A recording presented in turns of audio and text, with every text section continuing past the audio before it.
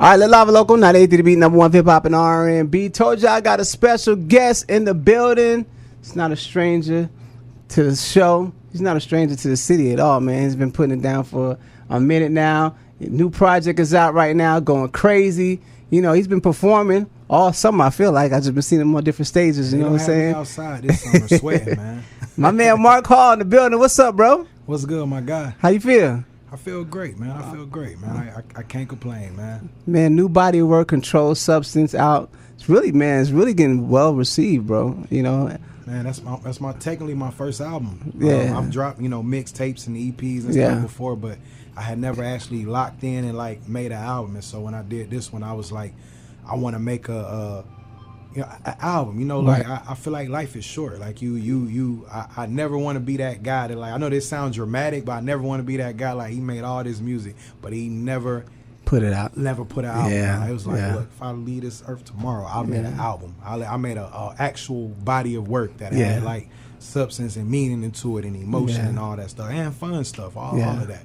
I could tell you're real proud of this, man, because just the way you took your time, but you're real proud of it, and you're real. Very you know what I'm saying? Man. Like, you could tell when somebody is like, I'm satisfied with this. You know what I'm saying? I definitely am. Yeah, definitely am. That's what's up, man. So people who don't know, you know, Mark Hall is your actual name.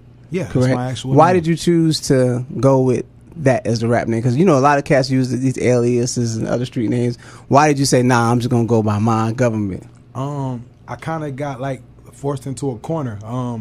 For people who follow me way back in the day, when I first started battling, I used to go by 3G. Okay. But this is like 09, you know, around 08, 09, 2010. Before the phones had the 3G network. Okay. It meant the greatest. It was three forms of the word great, greater, greatest. Yes. That just was a name I just made up. And that's what I used to go by. But eventually when the phones started doing the 3G network and stuff, I had to like change my name for copyright reasons. I was I didn't have it copyrighted or nothing, or trademark. So I remember going through like months trying to come up with a name. I tried to look in the dictionary for words. I tried to get inspired by movie characters. And I remember this girl that I was like dating at the time. She's like, why don't you just go by your regular name? And I was like, nobody's about to listen to nobody named Mark Hall, man. Like, what are we talking about? It's not a rapper's name. And I still tried to find something, and finally my brother was like, why don't you just go by your regular name? Yeah. And I was like, no one's not listening to a Mark Hall. He was like, why not? They listen to Chris Brown. They listen to Lauryn Hill. Kanye West. They listen to Kanye West. He's like, why won't they listen to Mark Hall? He's like, you just have to own the name. Right. You have to own it. And I was like, well, it's Mark Hall then. It's been that ever since then. That's dope, man. Most definitely. A lot of people, and that's a lesson for artists out there. You know, you want to have a specific name. Make sure it's not, you know, it's not copyrighted, because you can do all that work with that name, and then something, boom, you find out, I can't even use this on the stage or anything like that. So that's a lesson for the artists out there that's coming up. So where did most of your inspiration come from, you know, as far as rapping, like getting into the game? Who inspired you the most? The first person that ever inspired me, and I know this sounds so cliche to say it, because it's like I feel like these guys' names get said it so much it sounds cliche, but it really was Tupac. Like literally, like before I came to Columbus, I was originally in the Bay Area, so like Tupac's music was like a huge deal. Yeah, and I related to it on like a personal level, but it was just from a fan perspective. At first, I hadn't discovered that I could rap. Like, I just liked the way it sounded, and I felt the emotions of it. But there's gonna come a point in my life, middle school, if I had to pinpoint the area, it was like middle school, where I'm reading the Source and magazines and the XXL, and I'm watching the Rap City freestyles, and I'm doing all this, and somewhere along the way, I'm starting to feel like I could do this. Like I'm hearing this, but something in my mind is telling me I could do it, and I just started like writing little raps in my little notebooks and stuff at school, and I remember rapping it for one of my homeboys. He had an older brother. And I'm very brutally honest guy. Shout out JR. JR, one of them people, he not gonna lie to you. He not gonna, if you terrible, he gonna let you, he can't wait to let you know that. But if you're good, and I remember rapping for him, and he was like, nah, you got something. And I moved back to California for like 2 years, and I came back to Columbus, been here ever since. Right. But I remember when I came back, he was like, hey, you still be playing with the rapping? And I'm like, yeah. He was like, man, come on, you about to freestyle. I didn't even fully know how to freestyle. Right. He was like, look, I'm gonna put on a beat, You rap and you mess up, just catch it again and keep going. Right. And I'll never forget, he put on Noriega Band for TV instrumental, and I just was just going. Yeah. And he was like, yeah, you got it. He was like, that's it. And then from that moment on, I studied a little bit of everybody, because different people had things that I thought they were good at. From a lyricist point of view, I studied Nas, Jay, Eminem, even later people, the Coles, the Kendricks, all those guys. Right. But there's some people that I study that people probably wouldn't even understand. Like, I study Jeezy too. Like, for sure. Because Jeezy, I believe in studying people that you have similar vocal tone to. Okay. I'm not really a melodic guy, so it don't really make sense for me to study a bunch of melodic rappers. Right. So I'm gonna study people that got raspy vocal tones, but they could still come up with hooks and anthems and stuff. So I studied Jeezy, and I'm studying the T.I.s and people like that, like people that were songwriters, man. I really studied the songwriters, because I realized early on that was the challenge. The rapping part came easy for me. The songwriting was a challenge. So I really studied songwriters like the most, people that was good at hooks and all of that. No, and not even just hits, but just songs. Whether there was album songs, radios, whatever. I had to really study all those guys. So I've studied everybody from Nas to Jeezy. Like, it just depends on what time in my life I was in, or what energy I was trying to capture. That's hard. That's hard, man. Nah, listen, student of the game. Truly a student of the game, man, and that's a beautiful thing, bro. A lot of cats want to get in something, but they're not doing the homework. You gotta do the homework if you want to be in something. You want to be good at it. You know, do your research, do your homework, so you can be like, okay, I know where I'm come from. All that, yeah. Man. Like a lot of people, they'll just study what's in front of them. They'll be from New York and they just study New York rap. It's like, nah, you gotta listen to all of it. So I was listening to Southern rap and studying New York stuff and Cali. Like, I'm truly appreciated all of it, and I studied all them flows and them frequencies and all that stuff, man. Like, for years, still am to this day. I'm still studying the new guys, because even if I don't fully like everything they're doing, I may like the charisma they put into the song, the cadences, where it's like, okay, I'm not crazy about this beat or what he's talking about, but I like the way he's delivering this. I like the way he putting that sauce on that pocket in. You know, I feel like I feel like the moment you stop being a student and you stop studying, that's how you get outdated. That's how you hear those guys and they still sound like 2005. 'Cause they stopped studying the game. They stopped being a student.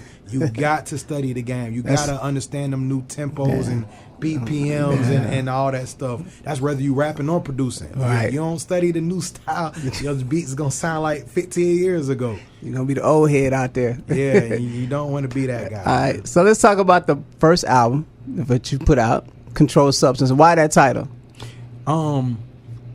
Controlled Substance. It got like a I guess you could say a triple entendre. It got three different meanings to it. One is, I feel like music is like one of the, if not the strongest drug there is. Yeah, facts. Like it's very powerful, very strong. You hear a song you love and you play that song 20 times back to back. Yeah. So that was me, playing on that. And then it also was saying it's music with substance in it. Right. It has meaning to it. It has depth. It has emotions. And then the simplest meaning it's dope music with substance. It's just this is dope. My product is dope. Now those were the main three meanings to it. Awesome. And it just kind of just came to me. It just kind of something that kind of came to me.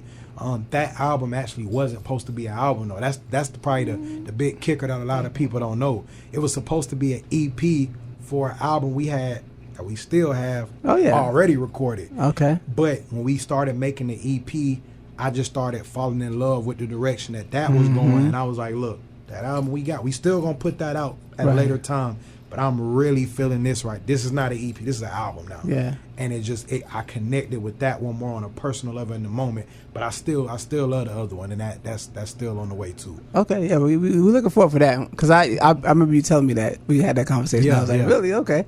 Because it just, Control, it just seems like, this was planned. But, a lot of times you could be recording and something happens, song, and it change your whole trajectory of which way you was going to go. I'm talking about down to the last minute. Like, even the intro, the East Side Sermon song. Yeah. I had that beat since 2022. That's hard. Just didn't know what to do with it. And literally, things kept happening behind the scenes that was forcing us to push the album back. And one night, just on a Friday, I'm just at home, literally just bored, going through my email, playing beats that my producer sent me, and I came across that one. I was like, and I had the East Side Sermon song in my head, but to a totally different beat. Right. It's like a boom bap beat. That's crazy saying that now, but East Side Sermon was gonna be over a boom bap beat. And I started rapping it over the trap beat. I was like, oh nah, like this, it go on this. And I was like, not only that, that's the intro. Like I knew instantly that was the intro to my album. So just everything fell the way it was supposed to. It didn't always seem like that. Like it was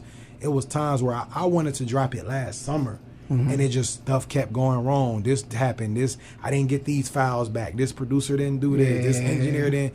It was a lot of stuff. But in the process of waiting, we was adding on songs. It wasn't the universe. It wasn't supposed to be an EP. We had it at 6 songs, and then it just waiting for this. It turned into 7. Waiting for that, it turned into 8. And then we got 2 more over here, and before we know it, we had a full album. That's hard. Completely by just I guess destiny, fate, whatever you want to call it, but it was not planned like that. Awesome, man. No, most definitely.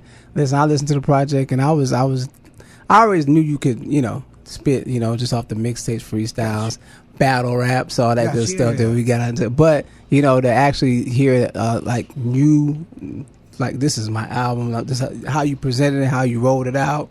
You know what I'm saying? Week by week, I was like, okay, this is like real deal. I appreciate you and other people for noticing that too, because that was my whole point was like, I don't think people have questioned if I could rap. Like I think that's pretty people know that, but again, it's a million people that could rap, bro. So it's a dude somewhere on the other side of town that could rap and put words together. Every city you go to is. But to be able to make music and put together actual song, to be a songwriter, that's something that I had to learn how to do. I didn't naturally know how to do that. I just knew how to rhyme and put together words. I had to learn how to capture those emotions and make a cohesive project. So I'm glad that that was probably the most rewarding thing, besides people saying this was dope, was the people like yourself who really understand music and really understand artistry, was people like you coming to me and saying, hey, like, I always knew you could rap, but like this, you made like a real body of work. Like this is like, those were the messages that really meant the most to me, because I understand that people like y'all understand music beyond just casual listeners. And that's the validation that I do look for. That's what's up, man. It's been, speaking of songs, Back Outside. Singles out right now, going crazy. Listen, when I heard it, I knew instantly. I was like, "That's the single right there." When I heard it, I was just like, "Man, that's the single." We knew that one too. The way it hit, I played it. It's like that's the one I played back over, and I was like, "Well, no." I listened to the whole project, and I listened to it again, because I'm the type of person I listen to it and I listen to it again. I be doing stuff while I'm listening to music. You know what I'm saying? So when I heard it the second time, I was like, "That's the single." I just knew it in my head. I was like, "Yo." Back Outside, it had that feel, you know what I mean? Man, we knew instantly we recorded. We recorded that one up in Atlanta. Matter of fact, same studio that we go to, VAR 540. We ended up booking a session, and we recorded. So that's the other part. We recorded, out of the 10 songs, we recorded 5 of those songs in one day. Wow. Okay. Y'all was locked in. Yeah, I had them in my mind. I knew what beats, I knew the hooks, whatever. We booked a 3-hour session, so I knocked out 5 of those songs in a 3-hour session. That's hard. Back Outside was the first one, and so when we was riding back to Columbus playing the songs, we was listening to all of them. Just like, let me see if my delivery cool, if I got to go back in. But we played Back Outside like 100 times. We played the other ones like a couple times. But we played Back Outside like 100. I'm talking about the whole way from Union City to Columbus. We played Back Outside like running back again, running back. So we knew that was going to be there. And again, we recorded that last summer. Okay. But we knew. We just kept it in the tuck. We was like, look, that's the single. We got to say that for when we drop it. But like, that's that. We knew that was the one. We knew that. Well, man, listen, I got you here, so it's only right that I let you introduce it to the Tri-City so we can run it one time. Go ahead and give it to them. Yes, sir, man. It's your guy, Mark Hall, man. It's the song of the summer, Back Outside, produced by my guy, Razor Ross, man. Song of the summer, Back Outside, because we definitely back outside. Let's do it.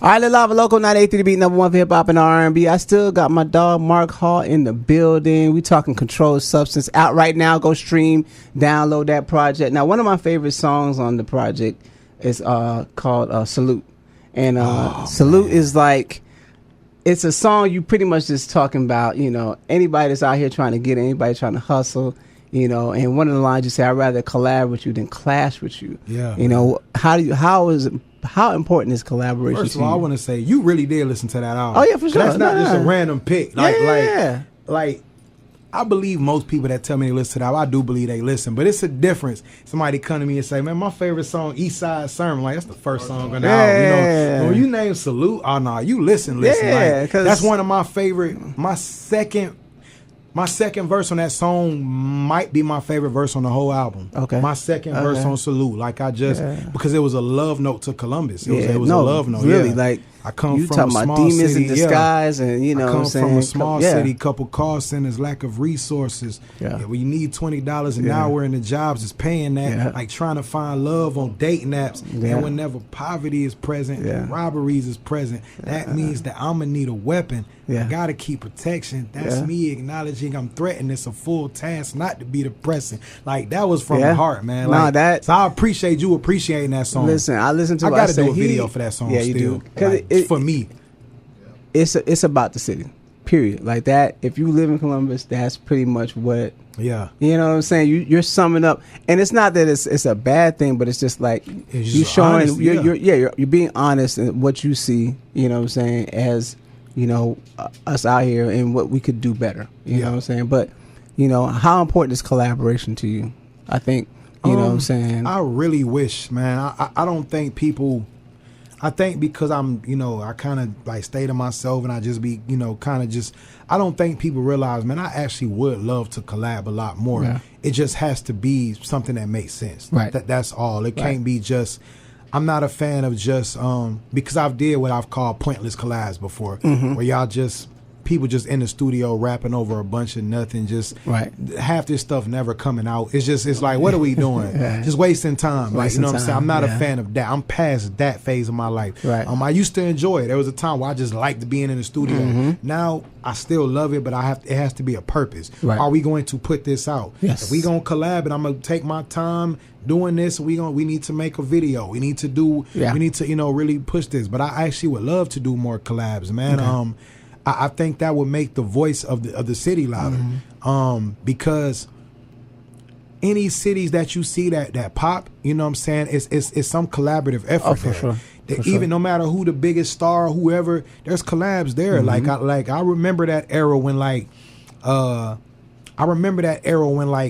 Kendrick and them was starting to make a buzz. You seen them over there collabing with Nipsey and YG and this person they was on and same in Baton Rouge. You seen it was you know, you had Kevin Gates over here and Young Boy was on this song and this, that, and the third. And you know, I feel like I always make comparisons to Columbus to Baton Rouge, and the reason I do that is because Baton Rouge is a city that is very prominent in hip hop, but it lives in the shadows of New Orleans. Right. And I tell people all the time, Columbus is never going to be Atlanta. But we don't have to. Of course. We don't have to. The same way Baton Rouge didn't have to be New Orleans, they still stand on their own. And that's like, I don't think there's nothing I dream of, even more than my own personal success.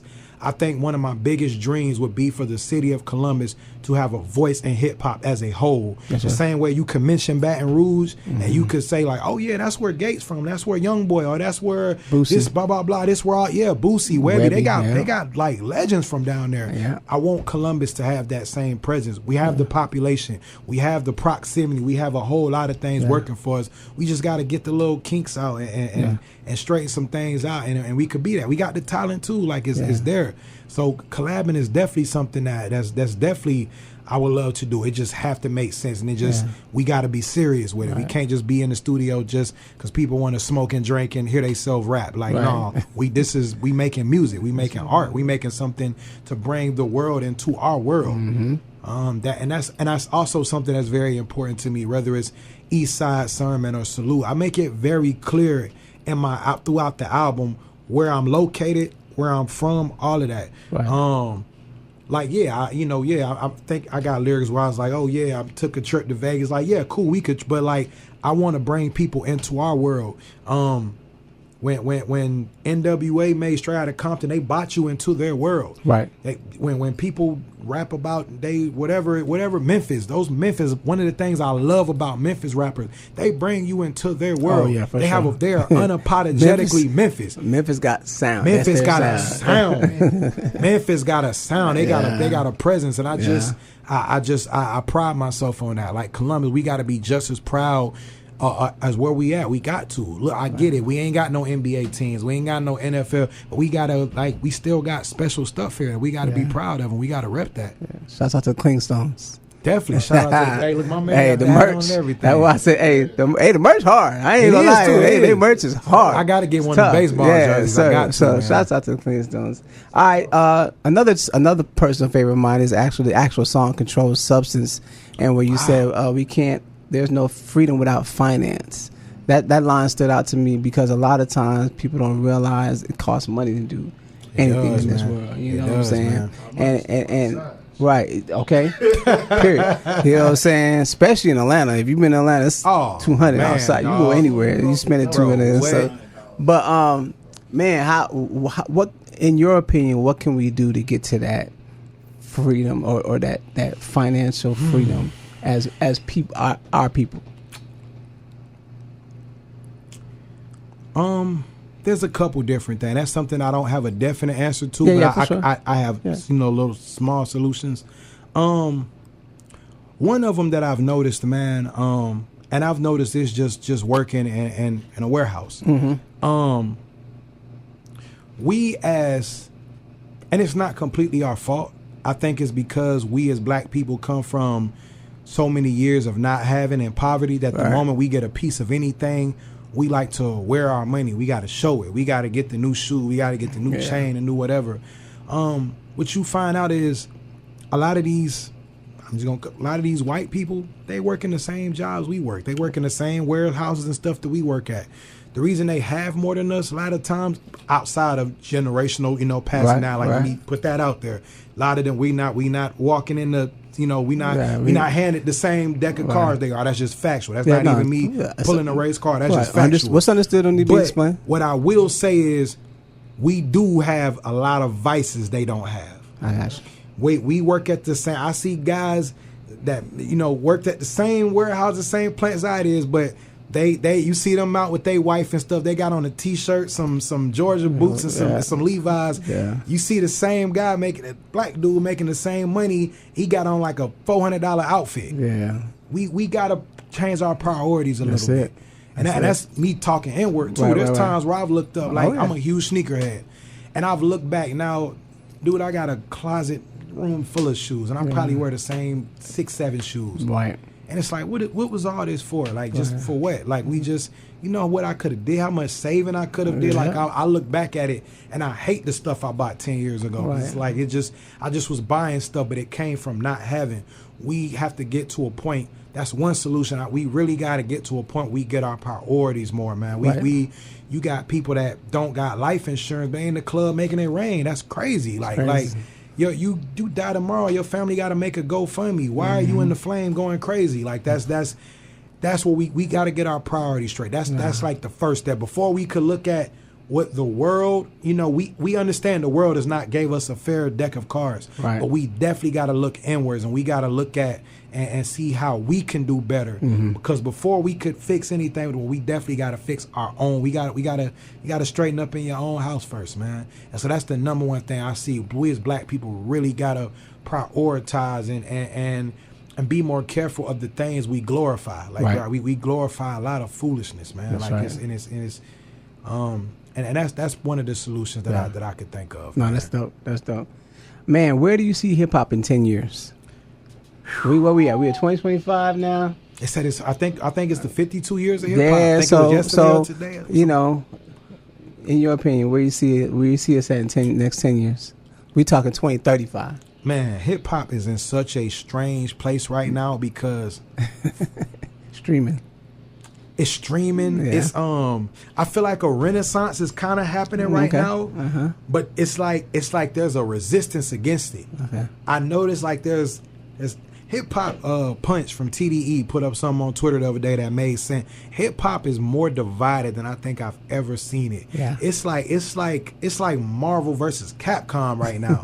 You got everybody over here. You got Jay-Z, Rock Nation, Kendrick, this, that, and third. Yeah. Over here in this quarter, we got Young Money and Nicki and Drake and all. And it's weird energy. Even weird down energy. To the streamers. These streamers is over here on this side. These podcast people is over here. It's in such a strange place that these I can't even say where it's going to be in 10 years. These next couple years are going to be very interesting. Right. I think what I do notice is that I do think, and this is giving me faith in the people, which made me start it back, even recording music.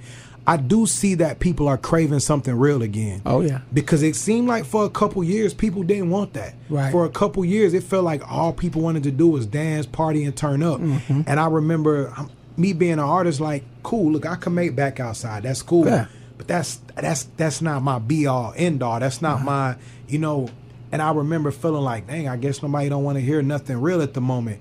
But I feel like there's like a reset button that's happened. I think people they finally fatigued from the clubs. They finally fatigued from TikTok dances or whatever. And now they want to hear the fact that the Clips was able to come back after that many years and do over 100K in a year with no big radio singles and nothing. Yeah. That right there tell you people want to hear real authentic stuff again. But again, there's still so much. It's still an uphill battle because of streaming, because of social media, TikTok, and it's just so. It's kind of hard to drown out the voice of the nonsense as well, right? Because it's so loud and it's been so dominant for so long. So it's a fight going on right now for the control of the people. Mm-hmm. It's like we as the listeners, we're like in the middle. This entity over here is fighting this, and they fighting for your heart. And it just depends. Some people gonna walk that way, and some people gonna go the other way. Yeah, but it's gonna be very interesting to watch. You say 10, it's gonna the next 5 years gonna be interesting. The next 5 years. The next 5. We seen what last year in 2024 looked like, so we don't even know what 2026 gonna look like. What could go down. So it's just you don't know who gonna drop what, who gonna say what, who gonna go to jail for what, who gonna get a lawsuit for what. Wait, he did what? It's random, but it's crazy. It's definitely heroes becoming villains, turning into low key heroes again. It's crazy, man. It's a wild west right now. Man, it's a wild west, but I think at the end of the day, like you said, the substance is what people. I do think people want the substance again, man. While I feel like we're always gonna have a turn up because there's always somebody. Got you. I tell people all the time. Every year somebody turns 21 and they gonna be able to go do what they want to do, or what they wasn't able to do. Yeah. So it's always gonna have a turn up, but I think it has to be. Back in the day, there was balance. I think we need to get back to the balance. That's all I want, man. Yeah, we have this, but we also have this, and they both. Us being in that age bracket, that's the number one complaint I have, man. Is the balance. I feel like. It was too one-sided. Yeah. It don't need to be just one side. It needs to be a balance, man. Balance. Like in the I don't even like going back as far to the 90s. That's just too far back. Yeah. And I feel like that's unfair to compare. But I always go back to just a decade prior. Mm-hmm. In the 2010s, we had options. Oh yeah. Yeah, on the street side, you had Future, you had Meek Mill, you had all that, but you also had the Kendricks and the Coles, and then you had the ASAP Rockies that was somewhere in the middle. You had the Drakes, you had the Wale's, you had the Nipsey's and all that. You had there was something for everyone. Wiz came out of nowhere. Wiz was the cool guy. I remember Wiz, Big Sean, and Currency were in a group together. They did like a project or something like that. They did together. Wow. I don't know if you remember that. I remember Wiz and Currency being like about it. I didn't. It was remember. Wiz, Currency, and Big Sean. They were in like a group together. I think Dame Dash had put that together. I do remember Big Sean is low key how I started. I mean, Wiz is how I started appreciating Big Sean. I wasn't a fan at first. Yeah. Cabin Fever. But they were jumping on each other's stuff. I hear Big Sean with Meek Mill songs together. They were all just, it's in hindsight, I'm going to be honest, I did not appreciate that era enough. That 2010s blog era, that I don't think we've ever seen that many dope artists come out at one time. That was crazy. I don't care what you thriving. They was all different, man. Wiz didn't sound like Sean didn't sound like Wale, Meek didn't sound like Cole and Kendrick was of the same frequency and still didn't sound alike. It was like you said, Crit, Currency, all those guys, man. Yeah. 2 Chainz, It was. I don't care what you like. There was something for everyone. Man. Something for everybody. Good or bad. It was whatever you was looking for. It was there. All right, we're gonna get it. We're gonna play a little game, man. You know, we're gonna talk top fives because you know everybody has their top five. So you know what I'm saying. I'm gonna see where you at with yours. Top 5 West Coast artists. Top 5 West Coast artists. Yeah, we're gonna divide it up. Kendrick. Okay. I'm counting Pac as a West Coast artist. I'm dying on that hill. Yeah, no, for sure. Pac, Kendrick. You gotta put Snoop. You gotta do Snoop. Come on, it's a legend. Cube. Okay. Oh, this last one is tough for me. That last one is tough. I'm gonna go E40. E40. Yeah. Okay then. E40. Bay Area. That's Bay. Okay. That's what's up. Game is probably a better lyricist than E40, but I just think E40's impact and just overall. E40's. Yeah. Can't take none from Game like impact though. I think definitely probably be my 6th man for sure. Yeah. Okay. All right. Top 5 New York artists. And this is any era, by the way. The first 3 is easy. It gets tough after that. First 3, Biggie, Jay-Z, Nas. Like those 3 is just a non-negotiable. Okay. But after that is where it gets tough. Okay. New York got a lot. The 2 places that got I feel like got the most to pick from, far as quantity, is New York and Atlanta. Like those New York and the. So we got Hov, Nas, Biggie. All those 3 non-negotiable. Okay, so we got 2 more slots left. Who you got?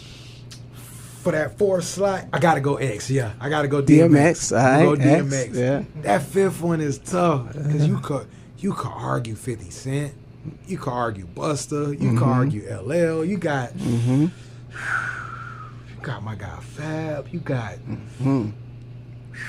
Cam, Mace. Man. Who getting the 5th? Who getting the 5th slot? Who getting that 5th spot, man? Respectfully. Come on, 5th spot, man. You gotta help me out. 5th spot. I love Jada. Lyrically Jada for sure, but if I judge off all around catalog, I can't put Jada catalog over like a 50. It might be 50. 50? It might be 50. 50 changed the game. 50 changed the game. But I feel so. But then you got LL, man. LL got a. That's the legend. LL had a long run. I think 50's run was more impactful, but LL's run went from the 80s to the 2000s. Like that's a 20-year run we talking about. So it sounded like LL. I'm gonna go LL. Okay, LL Cool J with the number 5 spot. Yeah, I'm gonna do LL. No, just off the. For a person to come out in the 80s as a teenager and to be able to make it through the 80s, the 90s. Dude, I was in high school and LL came out before I was born, and when I was in high school, LL was still having hits. That's crazy. Like that's I gotta put LL number 5. Oh man. All right, let's take it to the South. Top 5 South artists. It don't necessarily gotta be Atlanta to be in the South. Period. Top 5. Definitely throwing my guy up there, non-negotiable. T.I. First concert I ever went to, T.I. King. I'm T.I. all day. Love Tip. Tip, you got to put Wayne. You can't not come on, put man. Wayne. Yeah, that's a fact. Tip, Wayne.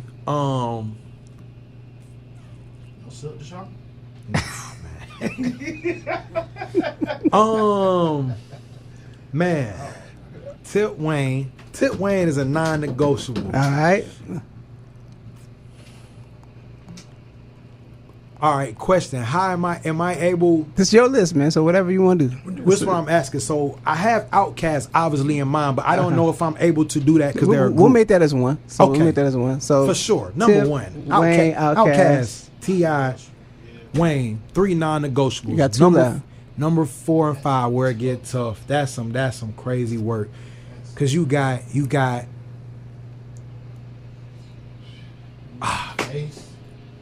I know who my number 4. I'm going Jeezy. I was waiting for that because I was like, you listen to Jeezy. I was like, number 5 is is tough. You got Scarface. You got Future. You got Ross. Mm-hmm. 2 Chainz. You got 2 Chainz. You got Juvie. Oh, Cole, Project Pat. That's my favorite. Juvie Cole. Good God. For me, I love Face. Oh my God, I love Face. Okay. I'm torn. I'm trying to single it down between Face, Ross, and Future. I think lyrically, the one I prefer out of all of them is God, Face is cold, man. That's tough. Yeah. And Face got some classics. I know that album like as a child. Diary, one of the first rap albums I wrote. Sure. That's even when I was living in California still. Yeah. Like Face got love out there. Face is that guy. Face is that guy. Face. I'm gonna go Face. Face. I'm gonna go Face. I'm gonna go Face just off longevity. Also, Face was one of the first ones that really like, you know what I'm saying? Like, just I love them too, man. But I just had to go with Face, man. That's my one old school guy. Like same. Again, I was torn. I think Rick Ross has had a great run. Yeah. I think Future is the king of club bangers. But you know, like I said, when it come to albums and just the substance and all that, like Faith wrote, I never seen a man cry till I seen a man die. That's deep, man. That's deep. All right. Let's do top 5 female artists. Oh man. Even though she on a generational crash out right now, it's Nicki, bro. Like Nicki got that. She got that. I'm not even about to take. I'm wondering what's going on too. I think everybody is, but at the same time, it's like it's whatever. So Nicki got that. My personal favorite female rapper of all time is actually Eve. Eve, okay. I love Eve. Eve's definitely in my top 5. She looks amazing, boy. And I'm gonna tell you why I always loved Eve. To me, Eve. Most female rappers, in my opinion, they always fall on the spectrum of being overly sexual or they was overly masculine. It was like they was trying too hard to be like dudes or they was being overly sexual. And I felt like Eve was the perfect balance of being, she was hard, she was dope, she was still feminine. Yeah, she wasn't over sexual, and I never felt like she was trying to be a guy. Like she made Who's That Girl, and it was I'm a guy and I like that song. I'm in the club, Who's That? Like I love Eve. Top 5 for me. Nicki, Eve. You got to throw Kim in there, man. Like Kim. Lil' Kim, okay. Kim is definitely one for me. Missy, come on, what are we Missy, talking? that's number 4. Missy, non-negotiable. That 5th one is where it get tough at. There's a lot of new girls out here. Glow, Lotto. I love what Glow is doing right now. I love what Glow is doing. Shout out to Glow. I love when artists prove me wrong. I'm gonna be so real, and I say this like I got a lot. When I first heard Glow, I thought Glow was gonna be a one-hit wonder. I heard F and Free. I was like, yeah, baby, you better enjoy this summer. It's gonna be a rap. And next thing I know, she dropped the second. All right, you got 2 hits. All right, 3 and 4 and 5. I was like, hey, let me out, baby girl. I wasn't familiar with your game. Like, I like Glow. I like Glow. I like Glow.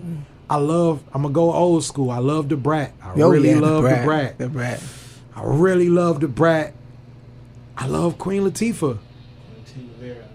Oh man, is there anyone else that's like in that middle grounds that we could? I love Lauren to death, and I think talent-wise, she's probably number 1. But to be fair, Lauren gave us one album and just forgot about us, man. Now, hold on. She was a part of the Fugees, and the Fugees they had songs, so she was. You know, she left the Fugees and went solo. I gotta go. I gotta go. All right, Lauren, number 5. She's at number 5. She's number 5 because she didn't give me another solo album like I wanted. But you right. You factor in the Fugees and all that. Yeah. I think a lot of people. And she was the star. You right. A lot of people forget she was with the Fugees. I do. And she broke off and became a solo. Yeah, so and a standout, and that says a lot because Wyclef was talented. Yeah, but Lauren was just she was. Lauren was a generational. She was talent, the melodic thing that they needed to help them. Because when you hear "Strolling My Paint," it's very rarely that you meet somebody that have vocals like that and can rhyme like that. That was generational talent. I can't tell. I'm never mad when people put her as their GOAT. I'm never mad. For me, it was like, look. I can't put you over these people that gave me 2-3 other, dope albums and had these 10-year runs. But you're right. When I look at the Fuji stuff, and again, I also didn't know Fugees had more than one album. Yeah, they had I only remember the score. The score. That's when I, was old enough to remember them. But they got more. So yeah, Lauren at 5. Okay. Gotta put Lauren at 5. All right. So we're gonna do another game real quick. We're gonna call it Fill Us In. So I'm going to give you a sentence and you just fill in the blank. All right? Okay. All right. My first car was a 97 Honda. Yeah, 97 Honda. A little purple Honda. Matter of fact, my Honda nickname was Lil Kim. Because it was a 97 Honda. That's what I called it for real. It was Lil Kim. If I could go anywhere in the world, I would go. Oh man, what's that island I be seeing all the girls when they be on? I think it's called Maldives, something like that. Maldives. Yeah, okay. That's it right there. Yeah.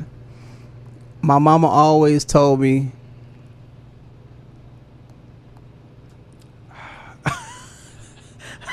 I can't say what my first stop was. I'm gonna say the reverse of what she told me. She told me whatever I do, make sure I marry a black woman. Okay. My mom always told. That's the PG way of she said it. All right. Don't bring. Okay. All right. Yeah, man. And again, look, y'all. That's not my thoughts. I think everybody should love who they love, but. My mama was my mom is like super pro black. Like I am too, but like my mom like Dr. Umar with it. Like she like, I remember like being like 10 years old and she's like, son, you get older, you start liking girls. Black women is the most beautiful thing on earth. And I was like, yeah, why you gotta keep telling me that? Like I like black women. Like what you mean? She's like, I just know because we out here in California. So I'm just letting you know black women are the best women on earth. I was like, oh man. Shouts out to mom. Yeah, I love my mom, man. That's my baby. I never leave home without. Never leave home without. Man, that's a good one. Never leave home without some type of cologne. Okay. I always keep some type of cologne around, whether it's just even if it's just one of my cheaper ones that I just kind of keep in a little glove compartment. Small. You just never know where you're gonna be somewhere, and I always keep my cologne with me. Okay. When I hit the studio, I always have to have. I always have to have. Man, I don't think I really have no like big studio like requirements. As long as I got something to drink, that's it. That's it. Okay. Yeah. I don't really have no particulars when it comes to that. Just as long as it's something to drink. I don't really eat or nothing like that. As long as it's something to drink, there could be water, it could be soda, juice, whatever. Keep it flowing. Yeah. Last one. Stuck on an island with only 5 albums to listen to. What 5 would they be? 5 albums. Oh man.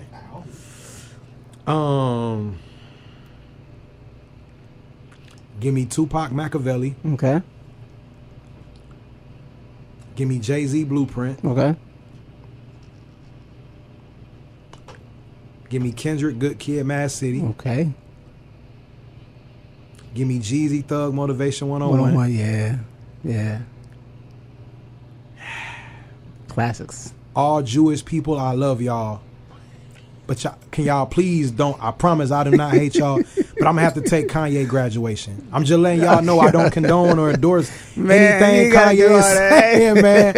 I don't want the Jewish people mad at me. I am not out here just playing the Hitler anthems. No, give me Graduation. But I love Graduation. That album means Graduation is a classic. Top. Yeah, that's a masterpiece, My man. Big Brother was Big Brother. Oh, my used God. to be Kanye and Big Brother. You know what album is? I remember where I was at, like in my life at that time, man. I had just got my first apartment when Graduation came out, so I didn't really have a lot of money at the time, and I was a fan of 50 and Kanye, so when they dropped the albums, I couldn't decide, so I bought both of them. Oh yeah, I didn't really have the money. That's what they intended to do. They wanted y'all to get both. Of them, so, I was like, yo. I wasn't really crazy about 50 album, and I love the previews too. I love Get Rich or Die Trying. Love Massacre. I defend Massacre all the time because people be trying to act like 50 just had Get Rich or Die Trying. No, Massacre was hard. Yeah, Massacre. I wasn't a fan of Curtis, but I remember pressing play on Graduation and hearing Good Morning. And then hearing Champion. Stronger was number 3, was it? Number 4, I Wonder. Do you remember the first time you heard I Wonder, bro? Yeah. When the drums and everything went away? Like, yo, that's when I knew. I said, Kanye different. Psychic in my lifetime, told me in my lifeline. I was like, who samples that? I was like, Kanye different. That's why I wonder. Yeah. Oh my God, yeah. Graduation is one of the only song I was skeptical about was Drunken Hot Girls with Most Def. I liked it, but I liked it, but I was like, they could have kept that off of there. Barry Bonds. That's the one I was about to get to. Those other ones. Barry Bonds, Flashing Lights. Barry. So I got an unpopular opinion about Barry Bonds. I like Barry Bonds. I love the song, but I was underwhelmed with Wayne verse on there. Okay. And the only reason because that was 07, Wayne was going crazy. Yeah. I just thought his verse was gonna be more crazy than it was. Yeah. But I love the song. Yeah. I love Kanye part. I love the beat. I love the song. But I think Wayne said I'm so cold like Keisha's family or something. I was like, Wayne, like this was 07 Wayne. I just had my expectation was up through versus other features I heard him on that year. He went like crazy. Yeah, he went crazy. It was a little lackluster, but it was Kanye's album. Yeah. But that album Kanye as a whole, I wasn't gonna outshine him. I think the only song on Graduation. I don't think there's no song on Graduation I didn't like. I think my least favorite was Drunken Hot Girl. That was the only one I didn't like. I think my least favorite was The Glory with the Lil Jackson 5 sample. I love The Glory. I like it too, but it was my least favorite. And then what's the Windy City one? We was talking about Chicago. Homecoming. I love that one. John Legend. I love that one. Yeah, I love that one. Big Brother was absolutely nuts.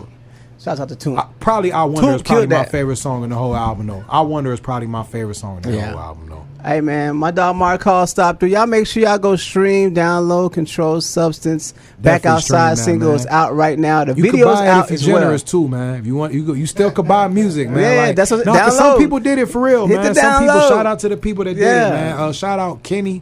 Was one of them. I forgot who the other person was, but shout out my guy Kenny. He sent me the screenshot. He went and bought it off iTunes, man. Yeah. If y'all feel it, it's $10, bro. I promise. Like it ain't nothing expensive.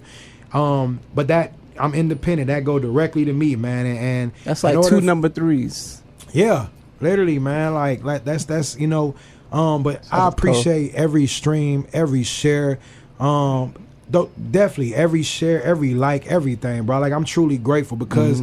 A lot of time as artists, we feel entitled. Like nobody has to share this stuff. Nobody has to play this stuff. Nobody has to do any of that. I see artists all the time post stuff and they get 5 likes. So I'm grateful, you know, anytime I get 50 or 100 or 300, I'm grateful. Like I'm truly grateful because that means people are appreciating what I'm doing. And to the artists out there who are getting them 5, like keep going. Keep going. I remember when I was posting stuff and it wasn't getting no traction. And then I looked up one day and it started catching on. Like, but I'm just grateful for the and also, man, a special shout out to you too, bro. I told you it in person, but I'm gonna say it on air, man. Like.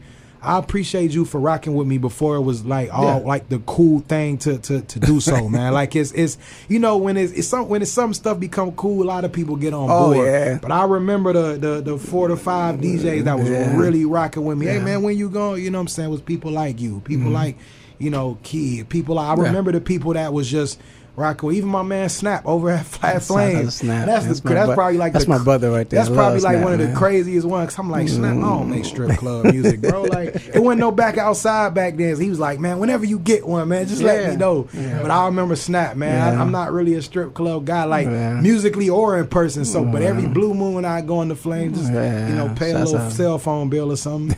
and Snap used to be like, yo, when you gonna give me something to play? I appreciate that, man. People like you, Snap. I appreciate those people, man. Like that just really was rocking with me before I had got to the point that I'm at. I'm still trying to, you know, go forward. You never forget those people, man. Oh yeah, for sure, man. Still trying to figure it out. And shout out VAR 540 yes, too, sir. Man. Those guys really inspired me to get back active, man. I had to put that out there. I respect them so much, man. You know, Grands, he sparked it. Was like, man, we just getting everybody in the studio because I feel like it's like people just get complacent, you know. And one thing I want to say, what's my guy's name? Tyler, the Creator. He was like, man, put it out, bro. He recently did an interview. He was like, man, sometimes we be overthinking stuff. Agree. I'm like, definitely man, guilty of that. If you got a dope song and you feel like it's dope, put it out. You know I'm definitely guilty of that, being an overthinker and a perfectionist. Like, and then you'll look up and he's like, a year went by, 2 years. And I did that. I didn't purposely plan on, like, it wasn't like I was trying to be mysterious and put up and like, it just was years of overthinking, years of just, oh man, nobody ain't gonna like that, or no, nobody don't care about that. But the reason I shouted out Grands and those guys and Self One and all of them is because they didn't even know it, but they came into my life at a point where I was kind of like at a crossroads with music. It was like, I go this way and keep doing it, or I go this way and just live my life. Like, forget this. And when those guys started reaching out to me, just doing those features and those collabs with them, And being in that studio up there in Atlanta with them, it reminded me how much I really loved it. Right. It reminded me how much I enjoyed putting my voice and my words over beats and hearing it back and seeing people's reactions to it. It was like, wow, people still care. And it was that's why I always try to give those guys thanks when I can, because they got me back active, and I don't even think they realized that I was inactive at the time. They just they heard who I was and wanted to work with me, and it was like, at the time, y'all don't understand, bro. I was like, the mic was going up in the closet. I was about to wrap it up in the towel, and y'all got it, man. And they knocked on the door and was like, hey, come outside. And I got back in the field, and they ultimately inspired me to really get back in the field and get back in the booth. Yeah, man, I salute them boys, man. I remember when they said it was like, man, we're going to get the artists. I said, man, do it. And they had the studio, and they was not, one thing I appreciate, they wasn't talking about, they actually put action. They was actually doing. And they doing. And when you went up there to that studio, they was working. That is right. Like, they was drinking and cooling and all that stuff too. But it was hey, you in the booth, you got something? Hey, you got something to this? Lay it down. I told you, I got on Gold Chain Swing, wasn't even supposed to. It just, they was recording it, and I liked the beat so much. I was like, I got a little 12-bar verse to put at the end. They was like, come on, get in. Yep. It was, it was work going on up there. So that's why I like working with those guys, because I've been in studio sessions with people just talking and politicking and what's going on in the hood and what's locked in. Hey, man, I don't care about who got locked up and who snitching, man. Like we at work. This studio $100 an hour, bro. Like on, what are we doing? Let's record. We can kick it afterwards. Yeah, and those guys, hey, look, man, when you come up there with grands and them, hey, you gonna work, man. I don't even go there unless I got verses and stuff in my head. Like that's how I don't even I go there ready to work, man. So those I had to give a special shout out to those guys, man, for inspiring me to get back active. How can they follow if they're not following you? Oh man, all my social media is Mark Hall of Fame. Okay. Mark Hall of Fame, all of it. TikTok, Instagram, Snapchat, Twitter, all of it, and Facebook, Mark Hall. But even my my little thing on there is at Mark Hall of Fame, all of it. Mark Hall of Fame, just all together. Play on my name. Man, I appreciate you stopping through, bro. Man, I appreciate you for having me, man. Thank you so much, man. Controlled Substance out right now. Go stream, download. Yes, sir. Controlled Substance. Album of the year, man. I'm telling you. They gonna realize it some years from now, man. I'm telling you. Facts. More music on the way. Keep your radios locked in. We're 98.3 The Beat.